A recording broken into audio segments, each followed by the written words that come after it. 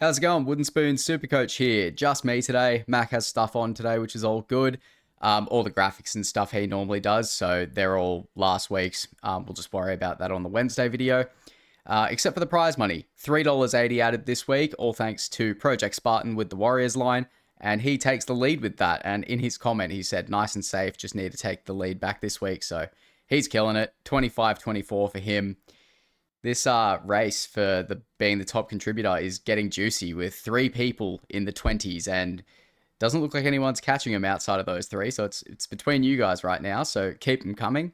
Don't forget to leave your bets in the comments. It's a bit early. We got no TLT yet, but if you know what you want to do, pop it down there. Otherwise, you can wait for TLT and pop it on the next video. Cool. I got 1457 this week, up 4.4k spots. It's all right. I think it's like about par. I'm quietly confident that I'm just going to keep chipping away at it. Not having Latrell is just, I said last week it's the worst decision I've ever made. It is comfortably the worst decision I've ever made. I can't bring him in. It's too late. He just keeps scoring 150s. It is fucked. So I am just crying out for Origin so that he can stop putting me to the sword. But yeah, all things considered, I'm pretty happy with where I'm at. Couple of issues that I need to fix this week, but we'll get there. We'll move over to the games. I'll be honest with you, this weekend I watched barely any rugby league. Obviously, I watched the Manly game. Very happy with the boys, just couldn't get it done. I quit my job and have gone all in on my own business, so I'm a very busy boy lately. I did listen to a lot of footy though, so I'm kind of across it, but I'm really just going to be going over the scores here. We'll start off with Reid Marnie. Holders of him, you have 1. Brandon Smith is out for 4 to 6 weeks. He's just going to have to rot in my hooker 2 slot. It's not ideal. And yeah, Reid Marnie owners, you'd be stoked with the 97 against his old club. I will not be going back to him. He's in my never ever again basket. Tom Chester just keeps getting it done with a 76. Likewise with Drinkwater. Jake Clifford keeps proving to be the best 5'8" in SuperCoach at the moment. He's just too expensive. I can't go there. Helam Lukey comes back down to earth with a 45. And I can't even fit him on my screen because the display on SuperCoach is so garbage. Jackson Purdue with a 33. He's a bit of a talking point this week. People are thinking of selling. I know this is very hindsight hero of me, but I never really trusted him to be like a consistent bloke. Mac absolutely loves him, and I can see why, but I don't know. I just wasn't fully sold. He's going to start losing a bit of cash now, and he can easily make it up for us with a 120 next week or whatever. So if you've got him, just hold 5'8's a dud position anyway. And that's really all I've got to say with the Cowboys. This is going to be a pretty quick episode. Pretty much just going to go over what's relevant to me, and hopefully some of it's relevant to you guys watching. But yeah, we'll go more in depth on Wednesday's video. Lachlan Galvin with an 85. Honestly, I wouldn't consider him. There's many, many better halfback options. If he was at 5'8", it would be lovely, but we don't have that luxury. Leo Thompson is 540k. You can see the confetti there. Every single time I click a different fucking tab, this thing comes up saying I won my head-to-heads.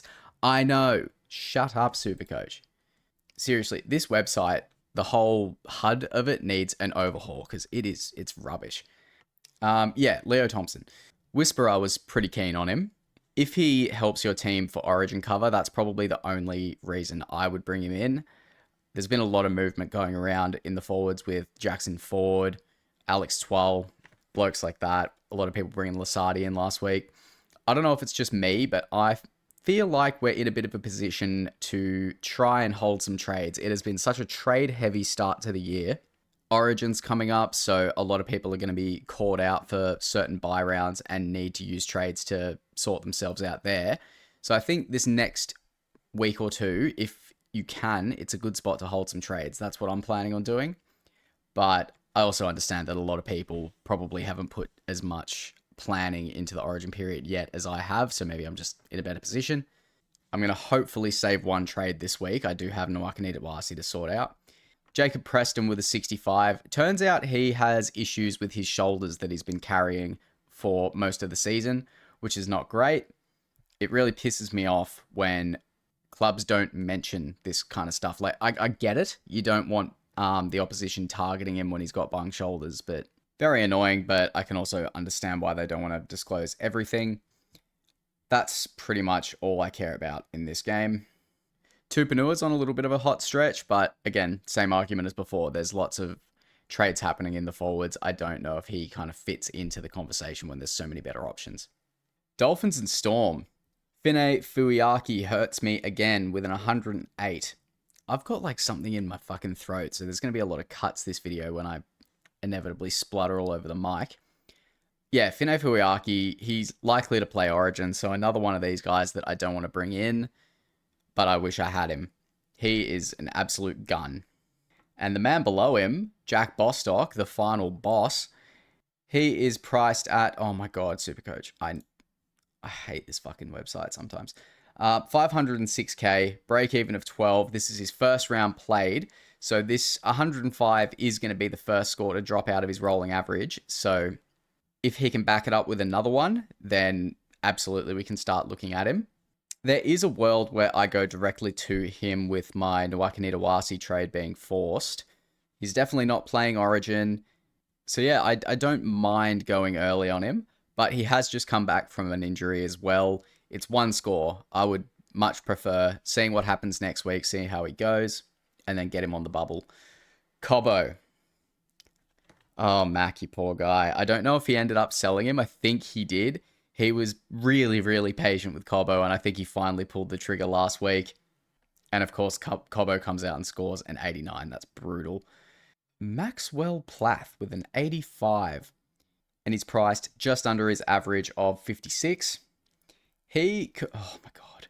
More confetti, yay. He could be a really nice trade for Harry Grant, potentially even this week. It's not like Grant's been setting the world alight. You can see him there with the 64, which is good. But yeah, maybe I'm not going to save any trades this week. It's really scary how many I'm burning through. I need to save them at some point. I just don't know when I'm going to do it. So yeah, big fan of Maxi Plath. Farmworth, 74 in pretty much just base. It is very disappointing that he's not getting many attacking stats. But I was saying the same thing about Iro a while ago, and he was scoring, 30s, 40s with his base. So no complaints. He's not going anywhere in my team. He really doesn't have to do much to ton up. There's been a little bit of chat about selling him. Crazy. Absolutely crazy. Especially coming into the Origin period. He's going to be coming up against teams without their guns. He could do some serious damage there. Onto the Storm. Another guy that people are chatting about selling that I just can't back is Farlongo. 76 in this diabolical Storm side. This kid is a freak. He's an absolute freak. Yes, he does score a freakish try to give him a respectable score every week. But the thing is, it's not freakish for him. He's been doing it every week in this terrible Storm side. So another guy that's just going to be going nowhere in my team. For the same reasons as Farmworth, he's going to come up against some gunless teams. I think that's a trade that you just don't really need to do. He's doing fine. We've spoken about Harry. He's got a break-even of 54, so he's just plodding along, basically. Lasardi with a 60 is huge. How much has he gone up in money? 107k, and he's got a negative 11 break-even. He's set to go up much more money. He looks like he's picked up right where he left off. I swear to God, this fucking website is doing my head in. So, yeah, Lasardi, 0 complaints. Good playable option. Very glad I picked him over Faymani after Faymani bombed that try. Cameron Munster at this point, I don't even know what you do here. He's 476k, probably going to lose more money. It's just, he's still scored better than Purdue. Really the only 5/8s we're looking at are Trindle, which is insane, Cody Walker, and Jackson Purdue. So I'm quite happy that I have Cody Walker at the moment. He seems like the guy to pick. Wishart with a 39, scores a try, and injures himself in the process, which is a real shame, because he could have been a very nice option to flip to in 5/8, given how dire it is down there. Joe Chan scored a fucking 10. Oh my God. We all made the right decision getting off him. Not too much else to go over here. Storm are just in a hole, and I can't even say I'm enjoying it now. It's just a bit sad, especially with the news of bellyache, but yeah, what can you do? For the Raiders, I was listening to this one on the way to go pick up my work ute. And I just heard Sasangi over again. I'm like, oh yes. Go to pick up the car, pull out my phone. He's on, I think he was on like 60 or 70 at halftime. Just this guy. This guy is my Latrell for the year. He has a 46 break even. He's going to go up more money. He'll be over 800k next week. He is coming up against Penrith, but I think he's good enough to get it done against them as well. I really do. I don't think we're really looking at too many other players here, except I am kind of eyeing off Tarpany. He is under 600k at 593. I can't imagine he's going to fluctuate too heavily in price. He's just a very consistent guy. He'll score you anywhere from 50 to 70 every single week. And his origin cover is unreal. So a trade that makes sense for me this week would be R1-R11 to him. That shores up my origin cover even more. I don't necessarily know if I need to do that. It's more that I'm worried about, R1-R11 losing cash. But now I need to start deciding, do I prioritize losing cash or do I prioritize saving trades? Which is a tough decision to make. And I'm going to sit staring at my screen for ages trying to figure out my trades for Wednesday's video, because I could save, I could hold some guys, but it's just so hard to save trades. For the Titans, Tino's finally scoring good again, but origin, so can't be bringing him in. Cooper bye. I should have played him over Ho, but Ho's been doing so well for me, I couldn't not pick him. Going forward, Cooper bye does look to be the play. He's looked unreal. Faymani with a 34, Howard with a 28. It's not looking great for the cheapies outside of bye. Jaden Campbell with a lackluster score as well. I just don't think I trust the Titans too much. Normally, they're a bit of a defense optional team, but they still manage to score some points. I can't comment on how they looked too much because I was just listening to this game, but the vibe tells me that I want to steer clear from them. Moving on to the Eels and the Warriors. Eels, we will just skip because who would we even talk about here? Maybe this Pryke guy. Break even of 1. He's gone up 50k. Honestly, I don't think I need the cash. Especially enough to bring in an Eel. I can't back it at all. Volkman's looked pretty good, but being halfback only, not interested. Jackson Ford just keeps getting it done. I don't see how he doesn't play Origin. He has far and away been the most consistent forward. And I may even look to hold him over the period because it would be hard to get him back in at, what is he now, over at 800k? 835k. It's insane. With a 54 break even, so he's going to keep going up. Although selling him would free up a lot of money. I don't know. I've got some decisions to make. Khan Pereira.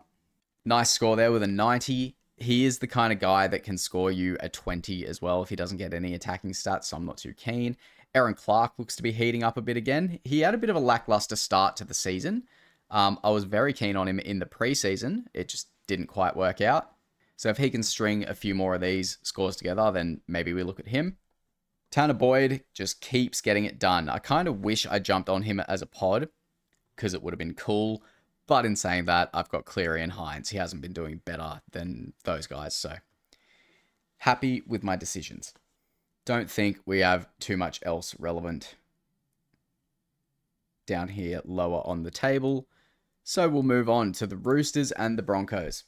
We'll rip the Band-Aid off down the bottom that you can't see. Nwakani Dawasi with a 2. Syndesmosis injury, I believe it is. So he's out for a while, at least a month, which sucks. He was really good for me, but not like exceptional. So this 2, for the time I've had him, his average, including this 2, is not particularly amazing. I'd say this score brings his average down to about a 65 or a 70, which is still okay. But when you've got Latrell going fucking nuts every week, you really need these different guys to be pulling their weight.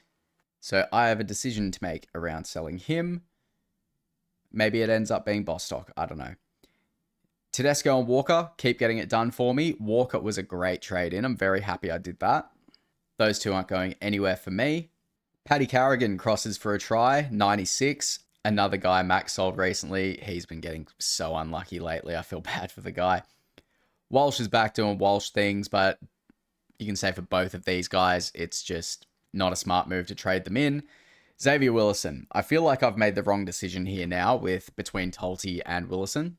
It seems obvious now in hindsight. Obviously, Tolte's role is going to drop off once Carrigan comes back. But I did buy him for the Origin cover. So as long as he doesn't start bleeding cash, which he might a little bit, he's got a break even of 62.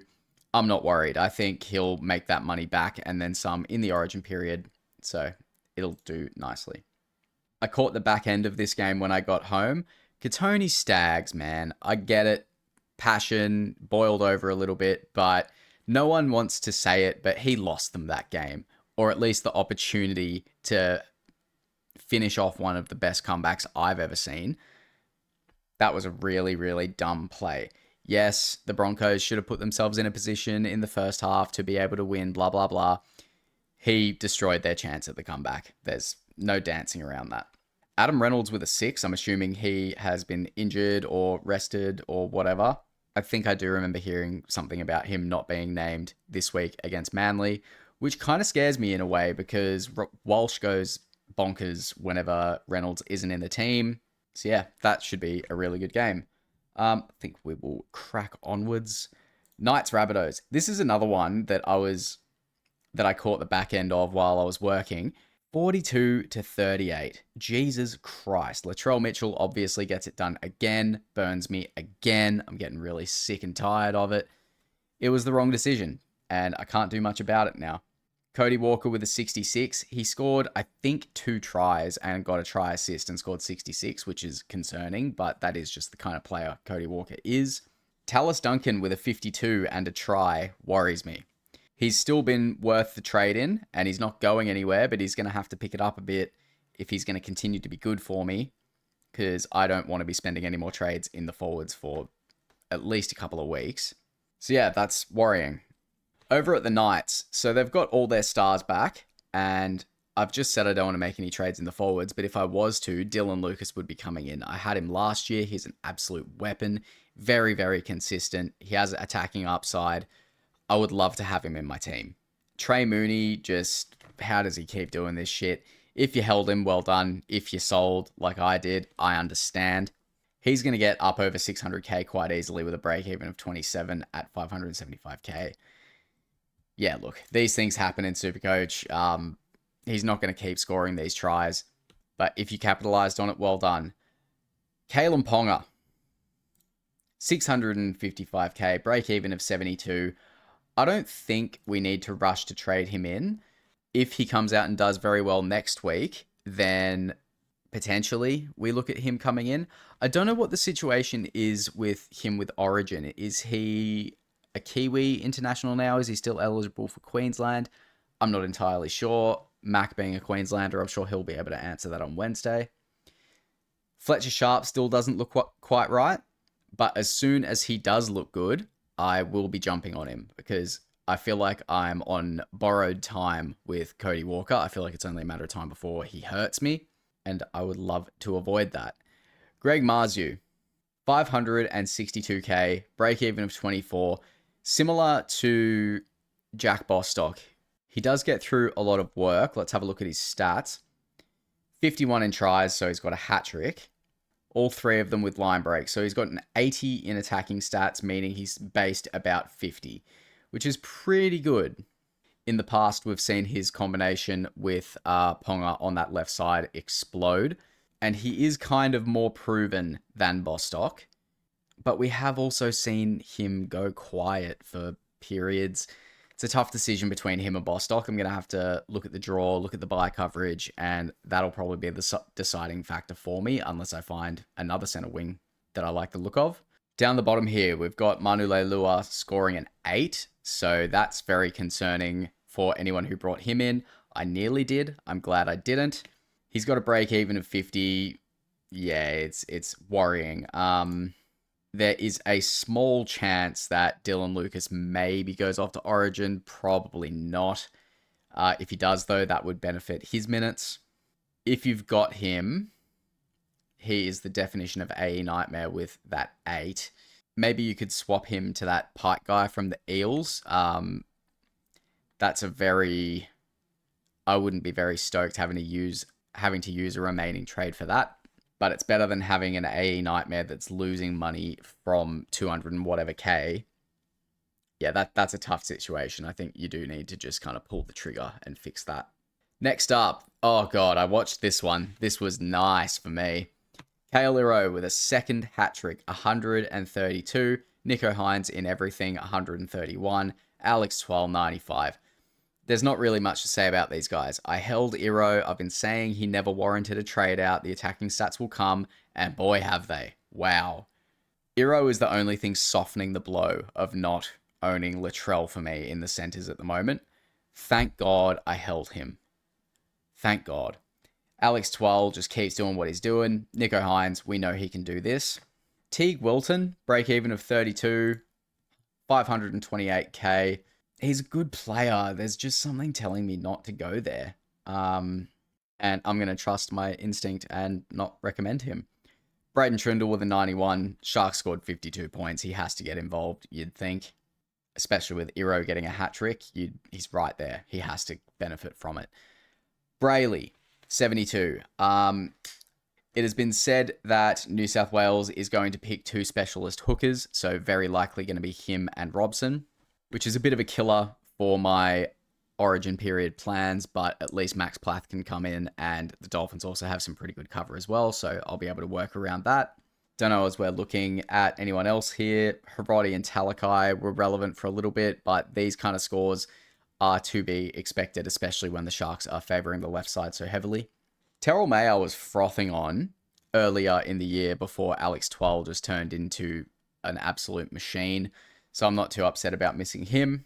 Tristan Hope, -7. He's played 2, so he's on the bubble. Plays Melbourne next week, who are a good matchup now. Appy's gone for a while. I don't think it's quite worth it. He's 0% picked. He may get traded in a fair bit this week. He looks juicy with the negative break-even and the low price tag. I'm not keen.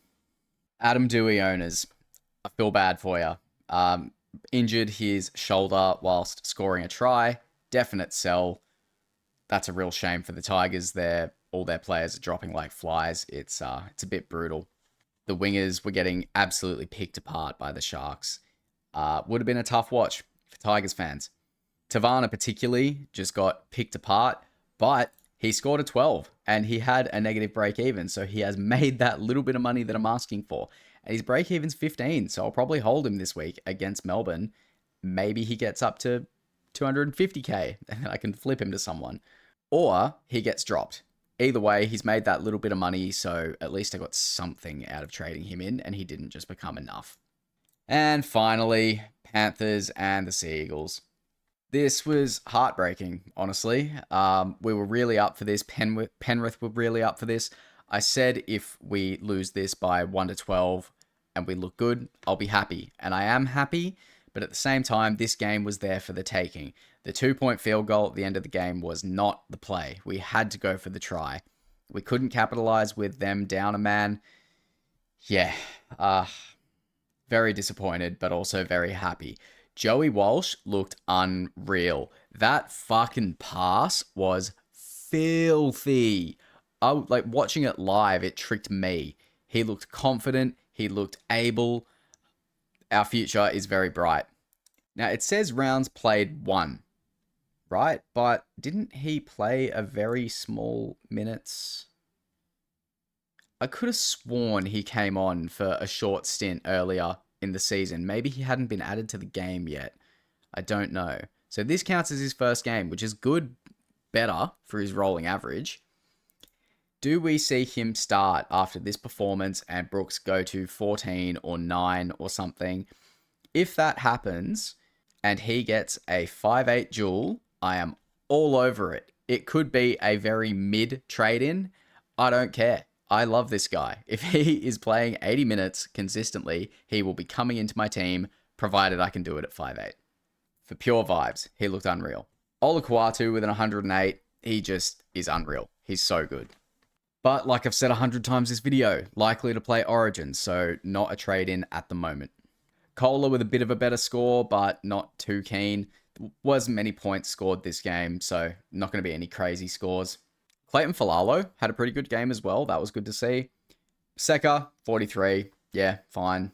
Kobe Hetherington got knocked out pretty hard. That's going to be quite the loss for us. But yeah, I cannot complain. We looked amazing. We took it to the best team that we've seen in a long time. Granted, they're not as good as they have been in the past, but they were up for this game. It wasn't like Penrith had an off game and we kept up with them. We played well, and I won't hear anyone saying anything else. Cleary with a 98. If I wasn't kind of watching the scores tick up as this game was going, I wouldn't have thought he almost turned up. So I feel like I've almost been bailed out a little bit with that score.